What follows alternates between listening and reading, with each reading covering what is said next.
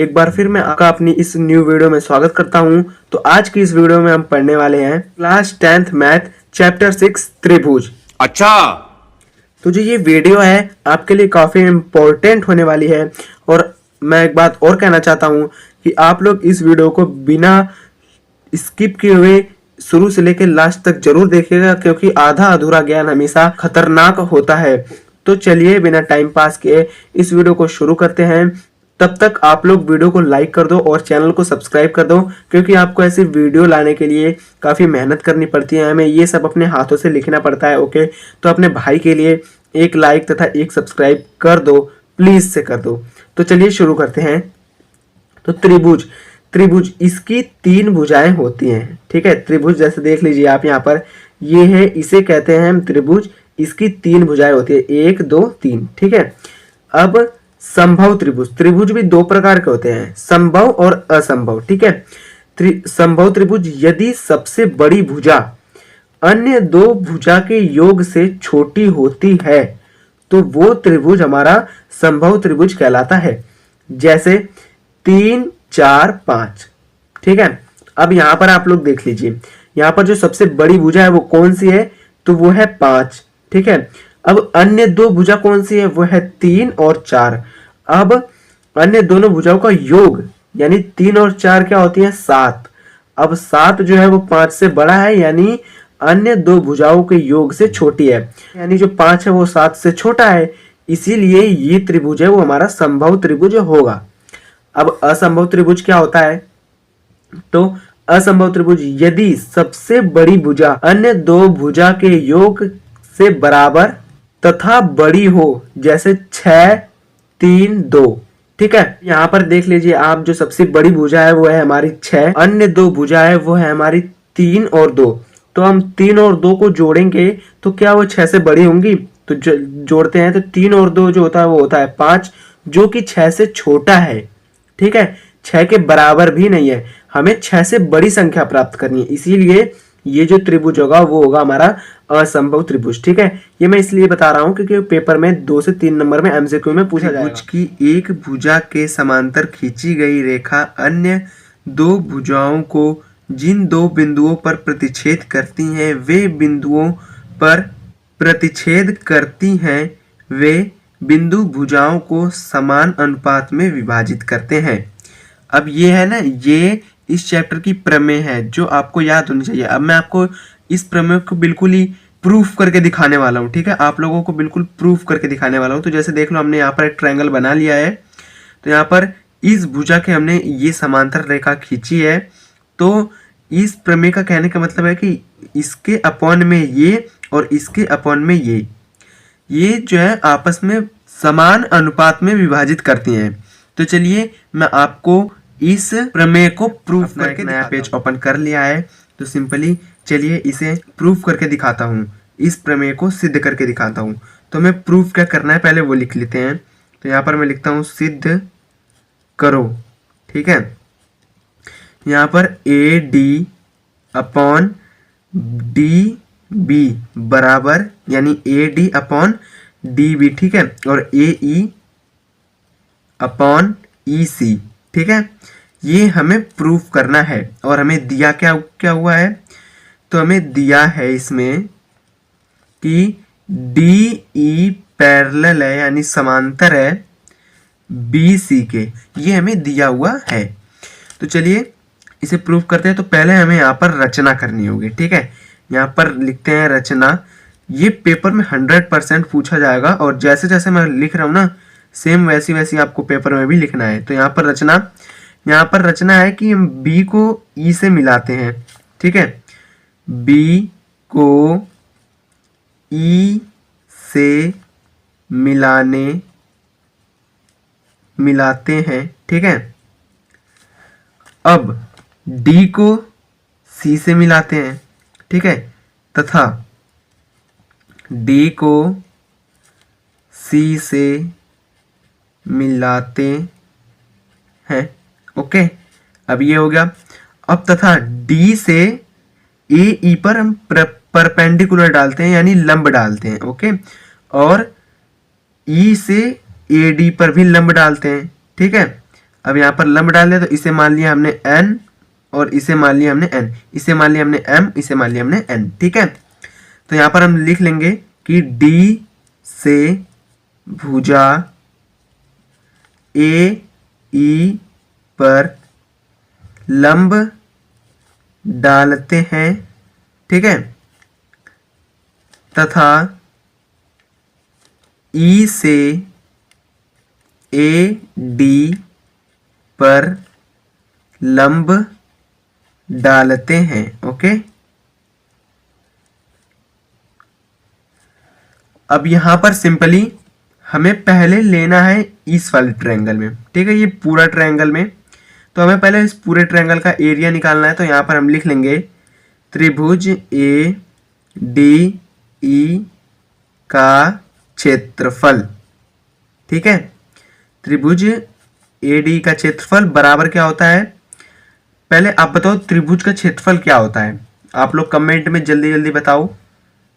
तो मैं आपको बताता हूं कि 1/2 B इंटू H ये होता है। तो यहां पर त्रिभुज ADE का क्षेत्रफल बराबर 1/2। अब यहां पर इस वाले ट्रायंगल में बताओ बेस कौन सा है, ठीक है।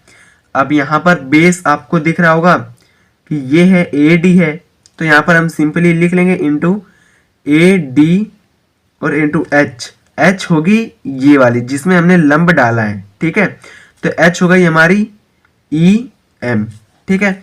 अब यहां पर सिंपली इसी प्रकार हम नीचे भी करेंगे, हम नीचे करेंगे BED का क्षेत्रफल, ठीक है। तो यहां पर त्रिभुज B, इसे हम इक्वेशन फर्स्ट मानते हैं, ओके, BED का क्षेत्रफल, ठीक है।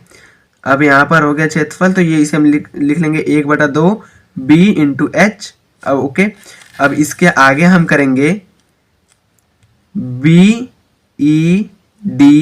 का क्षेत्रफल बराबर 1/2।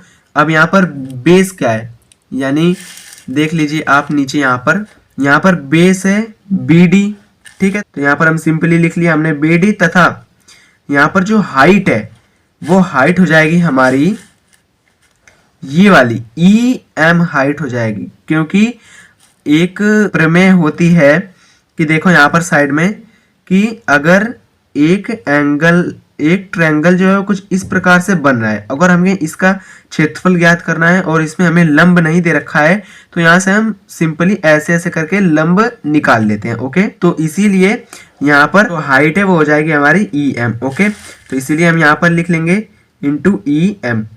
अब ये होगी हमारी समीकरण सेकंड, ठीक है। अब हमें समीकरण 1 को समीकरण सेकंड से डिवाइड कर देना है ना, तो यहाँ पर सिंपली हम लिखेंगे कि त्रिभुज ADE बटा त्रिभुज BED और बराबर 1/2 इंटू जो यहाँ पर हमारा समीकरण 1 था AD इंटू EM, ठीक है। अब इसके अपॉन में हो जाएगा हमारा 1/2 इंटू BD इंटू EM, ये वाली समीकरण, ठीक है।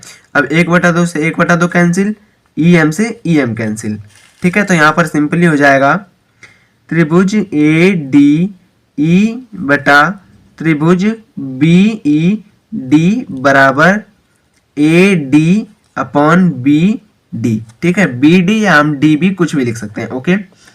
अब हमने एक साइड की तो बराबर कर दी, अब हमें इसी प्रकार हमें करना है AE बराबर EC करना है, ठीक है। तो चलिए इसे भी करते हैं। तो यहाँ पर हम फिर से इसे ADE त्रिभुज में लेते हैं, ठीक है। तो यहाँ पर ADE में, ठीक है, इसमें जो हमारा बेस होगा वो होगा हमारा AE, यानी आधार जो होगा वो होगा हमारा AE। तो यहाँ पर पहले लिखेंगे में लेने पर, ठीक है। तो यहाँ पर हम सिंपली लिखेंगे ADE का क्षेत्रफल, ठीक है। अब यहाँ पर हो गया ADE का क्षेत्रफल बराबर 1/2 B इंटू H होता है। तो यहाँ पर त्रिभुज ADE का क्षेत्रफल बराबर हो जाएगा 1/2 इंटू B क्या है इसमें हमारा, यानी बेस है वो हमारा AE है, ठीक है। अगर हम ए ई को बेस लेंगे तो जो हाइट होगी वो होगी हमारे डी एन, अगर हम ए डी को बेस लेंगे तो हमारी जो हाइट होगी वो होगी हमारा ई एम। तो हमने ये ले लिया है, अब हम इसमें लेंगे तो यहाँ पर ए ई हमने बेस ले लिया तथा हाइट जो है वो हो जाएगी हमारी डी एन। तो ये हो गई हमारी समीकरण थर्ड। ओके, अब इसी प्रकार हम यहाँ पर लेंगे डी सी ई का क्षेत्रफल। तो डी ई सी का क्षेत्रफल, ठीक है, हम इसे इस प्रकार भी लिख सकते हैं, या फिर आप ऐसे ई सी डी, डी ई सी या ई सी डी किसी भी प्रकार से आप लिख सकते हो। ओके, तो यहाँ पर सिंपली इसका भी होता है 1/2 बी इंटू एच, ठीक है। अब यहाँ पर त्रिभुज डी ई सी का क्षेत्रफल बराबर 1/2 इंटू बी जो है वो हमारा है ये है, ठीक है। इसमें इस वाले ट्रायंगल में जो हमारा बी होगा वो होगा ई सी इंटू जो हमारा, मैंने आपको पहले बताया था कि अगर कुछ इस प्रकार का अगर आपके सामने ट्रायंगल हो और इसका जो है पूछे क्षेत्रफल, तो हमें यहाँ से एक लंब डालना पड़ता है, ठीक है। तो हमारा बेस इतना ही रहता है, यहाँ तक बेस नहीं होता, और जो हाइट होती है वो हमारी ये होती है, ठीक है। तो जो हमारी यहाँ पर हाइट होगी वो होगी हमारी डी एन। तो यहाँ पर हमने लिख लिया डी एन। तो इसे हमने मान लिया समीकरण नंबर 4। तो सिंपली अब हम इन्हें डिवाइड कर देंगे, ठीक है। तो यहाँ पर थर्ड को समीकरण 4 से भाग करने पर, ठीक है, भाग करने पर। ओके, अब यहाँ पर सिंपली हो जाएगा triangle A D E upon triangle D E C, ठीक है, डी ई सी, और बराबर ये हो जाएगा 1/2 इंटू ए ई इंटू डी एन, ठीक है। और इसके अपॉन में हो जाएगा 1/2 इंटू ई सी इंटू डी एन, ठीक है। यहाँ पर आप लोग नीचे देख सकते हैं। अब यहाँ 1/2 से 1/2 कट जाएगा और डी एन से डी एन कट जाएगा, ठीक है।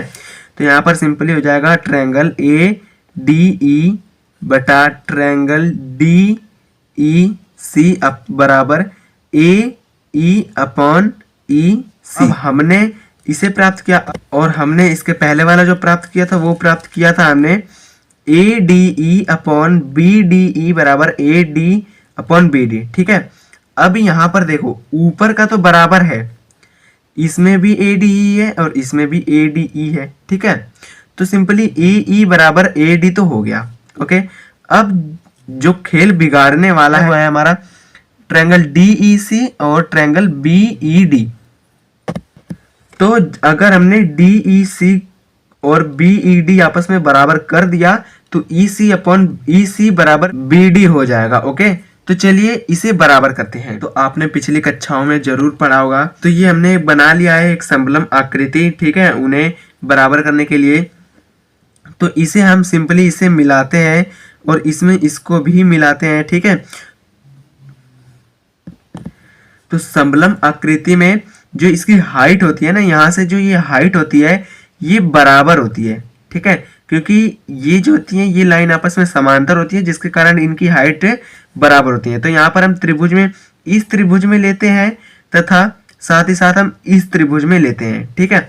आपने कक्षा 9th में एक थ्योरम पढ़ा होगा कि जिसकी हाइट और बेस बराबर हो उस त्रिभुज का क्षेत्रफल भी बराबर होता है। तो यहाँ पर आप लोग देख लीजिए, ये हमने त्रिभुज लिया है ए डी सी में, ठीक है। तो इसका हम क्षेत्रफल तो यहाँ पर लिखते हैं ए डी सी का क्षेत्रफल, ठीक है, ए डी सी का क्षेत्रफल। तो यहाँ पर होता है 1/2, फिर यहाँ होता है b इंटू एच। तो यहाँ पर ए डी सी का क्षेत्रफल बराबर 1/2। अब यहाँ पर जो बेस है वो इस ट्रायंगल में बेस होगा हमारा ये वाला, तो ये जाएगा डी सी, ठीक है, इंटू अब जो हाइट होगी वो होगी हमारी ये वाली, ठीक है। इसे हमने मान लिया m, इसे मान लिया हमने n, ठीक है। तो जो हाइट होगी वो ये वाली होगी, तो ये हो जाएगी हमारी ए एम, ठीक है।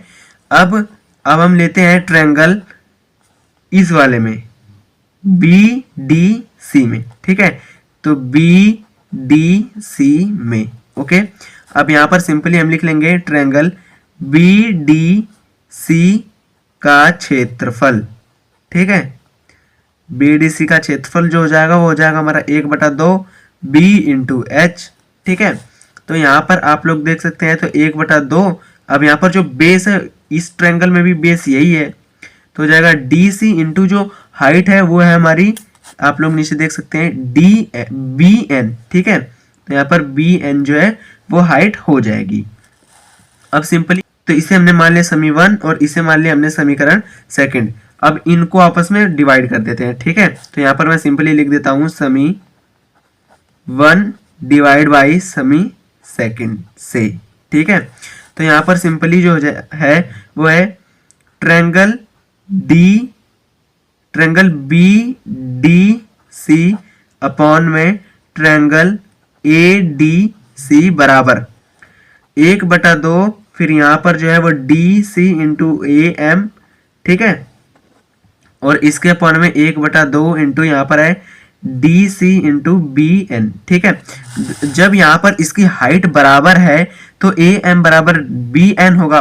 तो इसी प्रकार यहाँ पर आप लोग देख सकते हो कि 1/2 से 1/2 कैंसिल, डी सी से डी सी कैंसिल, और ए एम और ये इसके बराबर है तो ये कैंसिल। ठीक है, तो यहाँ पर जो है वो हो जाएगा हमारा triangle B D C upon में ट्रायंगल ए डी सी बराबर 1/1। ठीक है, अब इसकी क्रॉस मल्टीप्लाई कर लेंगे तो यहाँ पर जो हो जाएगा वो हो जाएगा बी डी सी बराबर, क्योंकि ये इधर जाएगा ये इधर जाएगा तो हो जाएगा ट्रायंगल ए डी सी। ठीक है, तो इसी प्रकार जो है हमारा बी डी सी ट्रायंगल बराबर हो जाएगा बी ई सी के। ठीक है, तो जो ये वाली भुजा है वो इसी प्रकार इसके बराबर हो जाएगी। तो यहाँ पर हम सिंपली लिख लेंगे, आप लोग देख सकते हैं, तो इसे हमने मान लिया समीकरण 5 और इसे मान लिया हमने समीकरण 6। ठीक है, तो यहाँ पर समी 5 तथा 6 से।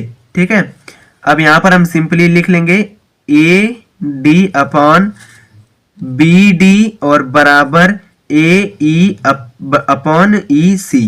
तो ये आपस में बराबर हो गया। और आपको एक और लाइन लिखनी है कि यहाँ पर देख लीजिए आप कि हमने त्रिभुज डी ई सी बराबर त्रिभुज बी ई डी, ठीक है, को पीछे सिद्ध किया। ठीक है, सिद्ध किया, ये आपको लाइन लिखनी है। ठीक है, तो ये हो जाएगा हमारा आंसर और इसे हमने सिद्ध कर दिया। तो सिंपली चलिए हम आगे बढ़ते हैं। अब जो आगे का टॉपिक है वो बिल्कुल इजी तरीके से और आसान तरीके से खत्म होता चला जाएगा। तो चलिए आगे बढ़ते हैं। यहाँ पर जो हमारा आगे है वो है समरूप।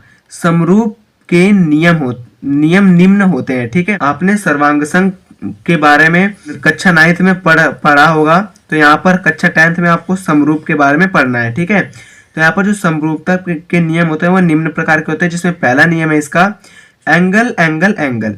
ठीक है, यदि दो त्रिभुजों में संगत कोण बराबर हों तो उनकी संगत भुजाएं समानुपाती होती हैं तथा वे दोनों त्रिभुज समरूप होते हैं। जैसे आप लोग यहाँ पर नीचे देख सकते हैं, यहाँ पर मान लीजिए ये एक ट्रायंगल है और ये एक ट्रायंगल है। ठीक है, इसका नाम है ए बी सी और इसका नाम है पी क्यू आर। ठीक है, अब एंगल ए जो है वो एंगल पी के बराबर हो जाए। ठीक है, और एंगल बी जो है वो एंगल क्यू के बराबर हो जाए और एंगल जो सी है वो एंगल आर के बराबर हो जाए, तो जो हमारा ट्रायंगल है ये दोनों आपस में बराबर हो जाएंगे। ठीक है, तो जो एंगल एंगल का जो नियम है वो यही है। ठीक है, तो इसके आगे का जो नियम है चलिए हम आगे पढ़ते हैं अपनी इस वीडियो। आप लोग यहाँ पर देख सकते हैं, मैंने उसे बताया भी है कि ए बी सी और पी क्यू आर है। यहाँ पर एंगल ए है जो पी के बराबर है और एंगल सी है वो आर के बराबर है, एंगल बी है वो क्यू के बराबर है। ठीक है, तो जो हमारा ये ट्रायंगल है ये आपस में समरूप है। ठीक है, तो यहाँ पर जो अब दूसरा नियम आता है वो आता है हमारा एस एस एस यानी साइड साइड साइड। ठीक है, यदि दो त्रिभुजों में एक त्रिभुज की सभी भुजाएं एक दूसरे की सभी भुजाओं के समानुपाती हो तो उनके संगत कोण बराबर होते हैं तथा दोनों भुजाएं समरूप होती हैं। ठीक है, अब देखो यहाँ पर ट्रायंगल है ए बी सी और पी क्यू आर। ठीक है, तो यहाँ पर जो ए बी भुजा है वो बराबर है पी क्यू के और बी सी भुजा है वो बराबर है क्यू आर के एंड ए सी भुजा है वो है बराबर पी आर के। अगर आप लोग ऐसे भी बराबर कर देते हो तो हमारा जो ट्रायंगल है वो समरूप हो जाता है, ठीक है। यानी इसके सभी पार्ट्स फिर बराबर हो जाते हैं, ओके। इसका एंगल भी इसके बराबर हो जाता है, ओके। तो चलिए हम इसके आगे पढ़ते हैं। जो आगे वाला पार्ट है वो है हमारा एस ए एस यानी साइड एंगल साइड, ठीक है। यदि एक त्रिभुज का एक कोण दूसरे त्रिभुज के एक कोण के बराबर होता है तथा इन दो कोणों को बनाने वाली भुजाएं समानुपाती हैं तो त्रिभुज समरूप होते हैं। तो आप लोग जैसे यहाँ पर देख सकते हैं कि एंगल ए बराबर होता है एंगल पी के, और एंगल ए को जो बनाने वाली भुजा है वो है एक ए बी और एक ए सी, और एंगल पी को बनाने वाली जो भुजा है वो है पी क्यू और पी आर। ए बी बराबर पी क्यू और ए सी बराबर पी आर अगर हो जाता है तो जो हमारा ट्रायंगल समरूप होगा वो होगा हमारा एस ए एस के नियम से होगा, ओके। तो जो एस ए एस का नियम था वो कुछ इस प्रकार का था। अब इसके आगे का नियम है एंगल एंगल का नियम। तो यहाँ पर आप लोग एंगल एंगल का नियम नीचे देख सकते हैं कि एंगल एंगल यदि दो त्रिभुजों में कोई दो संगत कोण बराबर हों तो उनकी संगत भुजाएं समानुपाती होती हैं तथा वे दोनों त्रिभुज समरूप होते हैं। तो यहाँ पर आप लोगों को मैंने उदाहरण भी देकर समझा रखा है कि एंगल ए बराबर एंगल पी के और एंगल बी बराबर एंगल क्यू के अगर हो जाता है तो जो हमारा ये ट्रायंगल है ये समरूप होंगे हमारे एंगल एंगल के नियम से, और ये वाला एंगल आपस में बराबर हो जाएगा। ये भुजा इसके समानुपात, ये भुजा इसके समानुपात और ये भुजा इसके समानुपात हो जाएंगी, ठीक है। अब इसका लास्ट टॉपिक बचता है वो है अगर एक रेखा किसी त्रिभुज की दो भुजाओं को एक ही अनुपात में विभाजित करती है तो वह तीसरी भुजा के समांतर होती है, ठीक है। ये सेम जो हमने पीछे वाली प्रमेय पढ़ी थी ये भी एक प्रकार की प्रमेय ही है। तो जो हमने पीछे वाली प्रमेय पढ़ी थी सेम उसका उल्टा है ये, ठीक है। और इस प्रमेय को हम थेल्स थ्योरम कहते हैं। इस प्रमेय को हम थेल्स थ्योरम की विपरीत प्रमेय कहते हैं, और जो हमने पढ़ी थी जिसे मैंने प्रूफ किया था उसे हम थेल्स थ्योरम कहते हैं, ठीक है। इस प्रमेय को सिद्ध नहीं किया जाता, केवल उसी प्रमेय को सिद्ध किया जाता है, ठीक है। और इसका जो फिगर बनता है मैं आपको साइड में बना के दिखा देता हूँ कि देखो जैसे ये त्रिभुज है, ठीक है, और ये इसके एक लाइन हमने खींची, ठीक है। अगर ये बराबर इसके और ये बराबर इसके है, ठीक है, तो ये आपस में पैरेलल होगी, ओके। यहाँ पर हम नाम रख लेते हैं, ठीक है। तो ये आपस में पैरेलल होगी। इस प्रमेय का कहने का मतलब यही है, ओके। आई होप कि आपको ये वीडियो अच्छी लगी होगी, और ये वीडियो केवल इस चैप्टर के इंट्रोडक्शन पे थी। तो अगर आप लोग कहोगे तो मैं आपके लिए इसके प्रश्नावली के क्वेश्चन भी ले आऊँगा।